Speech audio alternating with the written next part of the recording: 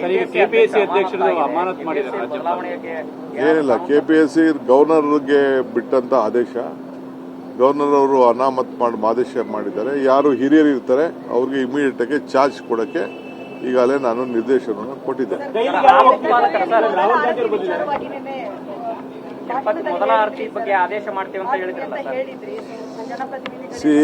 ತಿರುಪತಿದು ಏನಂತಂದ್ರೆ, ನಿಮಗೆ ಅಲ್ಲಿ ಒಬ್ಬ ಆಫೀಸರು ಮಹಾರಾಜರ ಕಾಲದಿಂದ ಮೊದಲನೇ ಆರತಿ ನಮ್ಮ ಕರ್ನಾಟಕದ್ದು, ಅಲ್ಲೊಬ್ಬ ಆಫೀಸರು ಕೊಡ್ತಾ ಇರ್ತಾನೆ.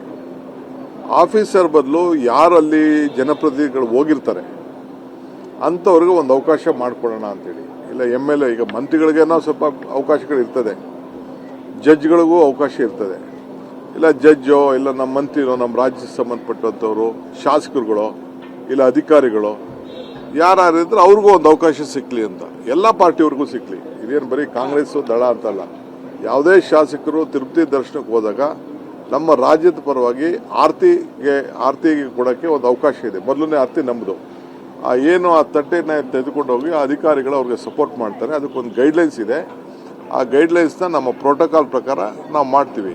ಒಂದಿನ ತಹಶೀಲ್ದಾರ್ಗೂ ಸಿಗ್ಬೋದು, AC ಗೂ ಸಿಗ್ಬೋದು, ಶಾಸಕರಿಗೂ ಸಿಗ್ಬೋದು, ನಮ್ಮ ಮೇಯರ್ಗಳಿಗೂ ಸಿಗ್ಬೋದು, MP ಗಳಿಗೆ ಸಿಗ್ಬೋದು. ಅವ್ರಿಗೆ ಆ ಒಂದು ಭಾಗ್ಯ ಸಿಗಲಿ. ಯಾಕೆಂದ್ರೆ ಅವರೆಲ್ಲ ನಮ್ಮ ಜನರ ಸೇವೆಗೋಸ್ಕರ ಆರತಿ ಕೊಡೋದು ಕರ್ನಾಟಕಕ್ಕೆ ಒಳ್ಳೇದಾಗಲಿ ಅನ್ನೋ ದೃಷ್ಟಿಯಿಂದ ಅವತ್ತಿಂದ ಒಂದು ಪದ್ಧತಿ ಉಳಿಸ್ಕೊಂಡು ಬಂದಿದ್ದಾರೆ. ಬರೀ ಒಬ್ಬ ಆಫೀಸರ್ ಎತ್ಕೊಂಡೋಗಿ ಕೊಡೋದಕ್ಕಿಂತ ಜನಪ್ರತಿನಿಧಿಗಳು ಹೋಗಿ ಆ ದೇವರಿಗೆ ಪ್ರಾರ್ಥನೆಯನ್ನ ಮಾಡಲಿ ರಾಜ್ಯದ ಪರವಾಗಿ ಅಂತ ಒಂದು ಅವಕಾಶವನ್ನ ಮಾಡಬೇಕು ಅಂತ ನಾನೀಗಾಗಲೇ